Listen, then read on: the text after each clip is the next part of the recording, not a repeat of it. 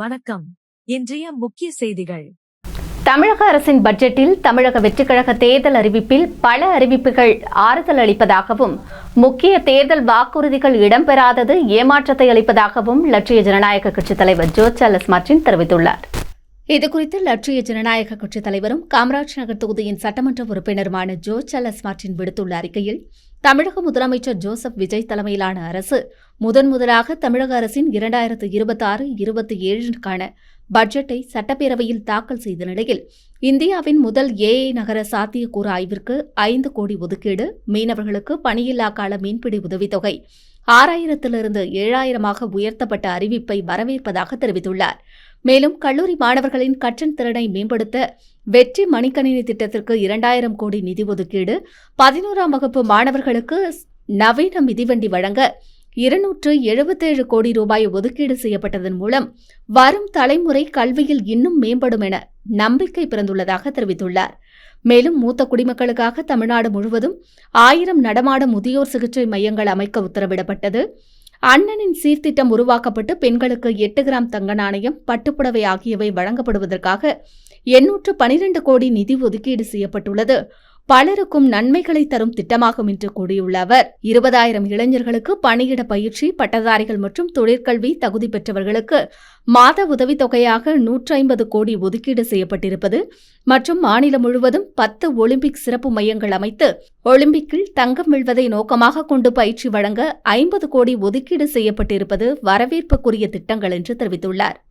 மேலும் கடற்கரையை பாதுகாத்து பருவநிலை மாற்ற பாதிப்பை குறைக்க கடலூர், விழுப்புரம் உள்ளிட்ட மாவட்டங்களில் 2,500 ஹெக்டேரில் புதிய அலையாத்தி காடுகள் உருவாக்க 40 கோடி நிதி ஒதுக்கீடு செய்யப்பட்டிருப்பதும், ஒகேனக்கல், திருவரங்கம், மதுரை, பாபநாசம், திருநெல்வேலியில் நதி சுற்றுலா வழித்தடங்களை உருவாக்க 53 கோடி நிதி ஒதுக்கீடு செய்யப்பட்டிருப்பதும் வரவேற்புக்குரியது என்று அவர் தெரிவித்துள்ளார். அதே நேரம் தமிழக வெற்றிக் கழகம் தேர்தல் அறிக்கையில் குறிப்பிட்ட ஒவ்வொரு குடும்பத்திற்கும் ஆண்டுக்கு 6 இலவச எல்பிஜி சிலிண்டர்கள், அனைத்து பேருந்துகளிலும் பெண்களுக்கு இலவச பயணம், 20 லட்சம் வரை பிணையில்லா கல்விக்கடன் ஆகிய அறிவிப்புகள் வெளியிடப்படாதது சற்று ஏமாற்றத்தை அளித்துள்ளதாக கூறியுள்ளார். இருப்பினும் புதிய அரசாக இருந்து பொதுமக்களுக்கு பிடித்தமான பல அறிவிப்புகளை வெளியிட்டிருப்பது ஆறுதல் அளிப்பதாகவும் லட்சிய ஜனநாயக கட்சித் தலைவர் குறிப்பிட்டுள்ளார்.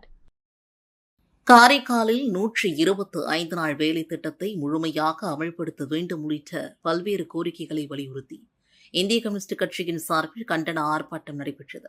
காரைக்கால் மாவட்டம் திருப்பட்டினத்தில் 125 நாள் வேலை திட்டத்தை முழுமையாக அமல்படுத்த வேண்டும் உள்ளிட்ட பல்வேறு கோரிக்கைகளை வலியுறுத்தி இந்திய கம்யூனிஸ்ட் கட்சியின் சார்பில் கண்டன ஆர்ப்பாட்டம் நடைபெற்றது. மாவட்ட துணை செயலாளர் AS குமார் தலைமையில் நடைபெற்ற ஆர்ப்பாட்டத்தில் மாநில நிர்வாக குழு உறுப்பினர் நாரா கலைநாதன், தேசிய குழு உறுப்பினர் தினேஷ் பொன்னையா உள்ளிட்டோர் கலந்து கொண்டு உரையாற்றினர். ஆர்ப்பாட்டத்தில் 100 நாள் வேலை திட்டத்தை 200 நாட்களாக உயர்த்துதல், தினக்கூலியை ரூபாய் 700 நிர்ணயித்தல், புதுச்சேரியில் 125 நாள் வேலை திட்டத்தை உடனடியாக அமல்படுத்துதல், கிராமப்புற அடிப்படை வசதிகளை மேம்படுத்துதல் மற்றும் மக்கள் நலப்பணிகளை விரைவுபடுத்துதல் உள்ளிட்ட கோரிக்கைகள் வலியுறுத்தப்பட்டன. திருப்பட்டினத்தில் முதலமைச்சர் ரங்கசாமி பிறந்தநாள் விழா நலத்திட்ட உதவிகள் அன்னதானம் வழங்கி கொண்டாடப்பட்டது. புதுச்சேரி முதலமைச்சர் ரங்கசாமியின் பிறந்தநாளை முன்னிட்டு காரைக்கால் மாவட்டம் நிரவி, திருப்பட்டினம் தொகுதிகள் அகில இந்திய என்ஆர் காங்கிரஸ் சார்பில் சிறப்பு வழிபாடு, நலத்திட்ட உதவிகள் வழங்குதல் மற்றும் அன்னதானம் நடைபெற்றது. என்ஆர் காங்கிரஸ் பொதுச் செயலாளர் விஜயகுமார் ஏற்பாட்டில் திருப்பட்டினம் பொய்யாத மூர்த்தி விநாயகர் கோவிலில் முதலமைச்சரின் நீண்ட ஆயுள் மற்றும் நலனிற்காக சிறப்பு வழிபாடு நடத்தப்பட்டது. தொடர்ந்து பட்டாசு வெடித்து இனிப்புகள் வழங்கி பிறந்தநாள் கொண்டாடப்பட்டது. இந்த நிகழ்ச்சியில் 2000க்கும் மேற்பட்ட பொதுமக்களுக்கு புடவைகள், வேட்டிகள் வழங்கப்பட்டதுடன் அன்னதானமும் நடைபெற்றது. மாவட்ட தலைவர் ஆனந்தன் நிகழ்ச்சியை தொடங்கி வைத்தார். தொகுதியின் தலைவர் ஆஸ்தியர் ஜெயராமன், மாநில, மாவட்ட மற்றும் தொகுதி நிர்வாகிகள், கட்சியின் தொண்டர்கள், பொதுமக்கள் உள்ளிட்டோர் கலந்து கொண்டு முதலமைச்சருக்கு பிறந்தநாள் வாழ்த்துக்களை தெரிவித்தனர். புதுச்சேரி விலையூர் அருகே போலீசார் நடத்திய தீவிர வாகன சோதனைகள் திருட்டு மற்றும் வழிப்பறி சம்பவங்களுக்கு தயாராக இருந்ததாக சந்தேகப்படும் 3 பேர் சிக்கினர். அவர்களிடமிருந்து திருடப்பட்ட இருசக்கர வாகனம், பயங்கர ஆயுதங்கள் மற்றும் ரூபாய் 7,000 பணம் பறிமுதல் செய்யப்பட்டது. விலையூர் காவல் உதவி ஆய்வாளர் திருமுருகன் தலைமையிலான குற்றப்பிரிவு போலீசார் வாகன சோதனையில் ஈடுபட்டிருந்தனர். அப்போது ஒரே இருசக்கர வாகனத்தில் வந்த 3 பேரை மடக்கி பிடித்து சோதனை செய்தனர். அப்போது அவர்களிடம் கத்தி, இரும்பு ராட் உள்ளிட்ட பயங்கர ஆயுதங்கள், பணப்பை மற்றும் ரூபாய் 7,000 ரொக்கப்பணம் இருந்ததும் கண்டுபிடிக்கப்பட்டது. தீவிர விசாரணைகள் பிள்ளையார்குப்பம் சாராயக்கடை அருகே இருசக்கர வாகனத்தை திருடியதுடன் வழிப்பறி சம்பவங்களில் ஈடுபடுவதற்காக ஆயுதங்களை வைத்திருந்ததாக அவர்கள் ஒப்புக்கொண்டதாக போலீசார் தெரிவித்தனர். விசாரணைகள் எம்என் குப்பத்தை சார்ந்த சாம்ராஜ் வயது 21, அரியூரை சார்ந்த விக்னேஷ் வயது 20, பள்ளித்தெணலை சார்ந்த திவாகர் ஆகியோர் என்பதும் தெரிய வந்தது. இதனையடுத்து 3 பேரையும் கைது செய்த போலீசார் திருடப்பட்ட இருசக்கர வாகனம், பயங்கர ஆயுதங்கள் மற்றும் பணத்தை பறிமுதல் செய்து நீதிமன்றத்தில் ஆஜர்படுத்தி காலாப்பட்டு மத்திய சிறையில் அடைத்தனர். மேலும் கைது செய்யப்பட்ட திவாகர் மீது ஏற்கனவே கஞ்சா தொடர்பான வழக்குகள் நிலுவையில் இருப்பதும் போலீசார் விசாரணையில் தெரிய வந்துள்ளது. காரைக்கால் தக்கலூர் அருகே கிரேன் இயந்திரம் மோதி தொழிலாளி உயிரிழந்த சம்பவத்தின் சிசிடிவி காட்சிகள் வெளியாகி அதிர்ச்சியை ஏற்படுத்தியுள்ளது. காரைக்கால் திருநள்ளாறு சாலைகள் தக்கலூர் பகுதியில் சாலையில் நடந்து சென்று கொண்டிருந்த நபர் மீது அவ்வழியாக வந்த கிரேன் இயந்திரம் மோதியது. பலத்த காயமடைந்தவர் சம்பவ இடத்திலேயே உயிரிழந்தார். தகவல் அறிந்த திருநள்ளாறு காவல்துறையினர் சம்பவ இடத்திற்கு விரைந்து சென்று உடலை மீட்டு பிரேத பரிசோதனைக்காக காரைக்கால் அரசு மருத்துவமனைக்கு அனுப்பி வைத்தனர். முதற்கட்ட காவல்துறை விசாரணையில் உயிரிழந்தவர் திருவாவூர் மாவட்டம் கோட்டூர் பகுதியை சார்ந்த செல்வராஜ் என்பதும் தெரிய வந்துள்ளது. இவர் காரைக்கால் தக்கலூரில் உள்ள இமாக்லேட் மடத்தின் தோட்டத்தில் தொழிலாளியாக பணிபுரிந்து வந்தவர் என்றும் ஆடிப்பெருக்கு பண்டிகையொட்டி மகள் வீட்டிற்கு சென்றுவிட்டு மீண்டும் பணியிடத்திற்கு திரும்பிக் கொண்டிருந்த பொழுது இந்த விபத்து நிகழ்ந்ததாகவும் தெரிய வந்துள்ளது. இந்த விபத்தின் சிசிடிவி காட்சிகள் சமூக வலைதளங்களில் வெளியாகி பரபரப்பை ஏற்படுத்தியுள்ள நிலையில் கிரேன் இயந்திர ஓட்டுநரிடம் காவல்துறையினர் தீவிர விசாரணை மேற்கொண்டு வருகின்றனர். மணவெளி தொகுதியில் ரூபாய் 47 லட்சம் மதிப்பில் வளர்ச்சிப் பணிகளை சட்டமன்ற உறுப்பினர் ராமு பூமி பூஜை செய்து தொடங்கி வைத்தார். புதுச்சேரி அரசு அரியங்குப்பம் வட்டார வளர்ச்சி அலுவலகம் சார்பில் மணவெளி தொகுதிக்குட்பட்ட தவளக்குப்பம் மற்றும் நோனாங்குப்பம் பகுதிகளில் ரூபாய் 47.7 லட்சம் மதிப்பில் ஆற்றங்கரை வலுப்படுத்துதல் மற்றும் சுண்ணாம்பு ஆற்றை துருவாரி ஆழப்படுத்தும் பணிகள் தொடங்கப்பட்டன. இந்த பணிகளை தொகுதியின் சட்டமன்ற உறுப்பினர் ராமு பூமி பூஜை செய்து தொடங்கி வைத்தார். இந்த நிகழ்ச்சியில் வட்டார வளர்ச்சி அலுவலக அதிகாரிகள், பொறியாளர்கள் மற்றும் உள்ளூர் பிரமுகர்கள் கலந்து கொண்டனர். காரைக்காலில் மதகடி அரசலாற்றங்கரையில் அமைந்துள்ள ஸ்ரீ உஜனி காளியம்மன் ஆலயத்தில் நடைபெற்ற திருவிளக்கு பூஜையில் திரளான பெண்கள் கலந்து கொண்டு அம்மனை வழிபட்டனர்.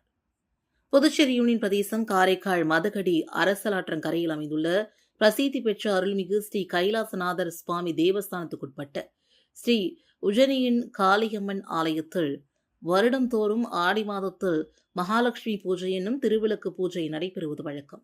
ஆடி 3ஆம் செவ்வாயை முன்னிட்டு இன்று 100க்கும் மேற்பட்ட பெண்கள் கலந்து கொண்ட திருவிளக்கு பூஜை சிறப்பாக நடைபெற்றது. மூலவர் ஸ்ரீ உஜயனி காளியம்மன் வெள்ளிக்கவசம் அலங்காரத்தில் பக்தர்களுக்கு அருள் பாலித்தார். பூஜையில் கலந்து கொண்ட பெண்கள் குத்துவிளக்கை அம்மனாக பாவித்து சிவாச்சாரியர்கள் மந்திரம் முழங்க விளக்கிற்கு குங்குமம் கொண்டு அர்ச்சனை செய்து தீபாரதனை காட்டி காளியம்மனை வழிபட்டனர். ஆடி 3ஆம் செவ்வாயை முன்னிட்டு நடைபெற்ற திருவிளக்கு பூஜையில் ஆலய நிர்வாக அதிகாரி உள்ளிட்ட திரளானோர் கலந்து கொண்டு சுவாமி தரிசனம் செய்தனர்.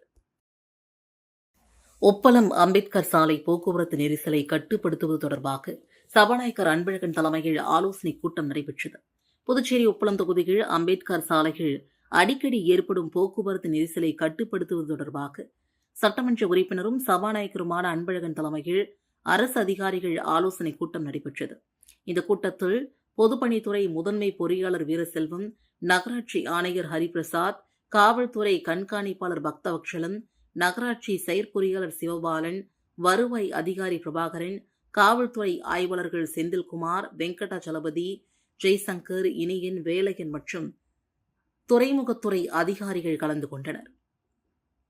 ரோடியார்பேட் ரயில்வே மேம்பால பணிகளால் மாற்றுப்பாதை அமைத்தல், துறைமுக மைதானத்தில் நடைபெறும் தனியார் நிகழ்ச்சிகளின் போது போக்குவரத்து மேலாண்மை, முக்கிய தனியார் பள்ளிகள் மற்றும் ரயில் நிலையம் அருகே சாலையோர வாகன நிறுத்தத்தை கட்டுப்படுத்துதல் உள்ளிட்ட அம்சங்கள் குறித்து ஆலோசிக்கப்பட்டது.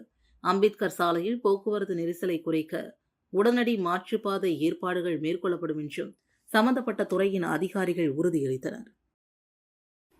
ஓசூர் தொகுதியில் 100 நாள் வேலை திட்டம் மற்றும் குளங்கள் தூர்வாரும் பணிகளை சட்டமன்ற உறுப்பினர் கார்த்திகேயன் தொடங்கி வைத்தார். புதுச்சேரி மாநிலம் ஓசூர் சட்டமன்ற தொகுதிக்குட்பட்ட பல்வேறு பகுதிகளில் 100 நாள் வேலை திட்டம் மற்றும் குளங்கள் தூர்வாரும் பணிகளுக்கான தொடக்க விழா நடைபெற்றது.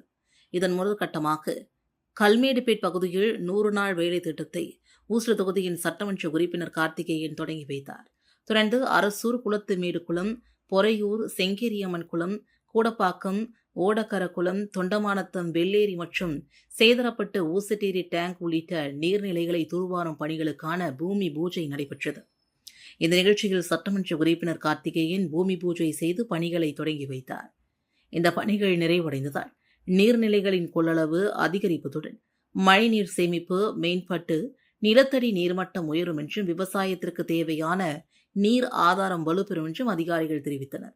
இந்த நிகழ்ச்சியில் கட்சியின் நிர்வாகிகள், உள்ளூர் பிரமுகர்கள், பொதுமக்கள் மற்றும் திட்ட பயனாளிகள் திரளாக கலந்து கொண்டு நிகழ்ச்சியில் சிறப்பித்தனர். இத்துடன் செய்திகள் நிறைவடைந்தன. வணக்கம்.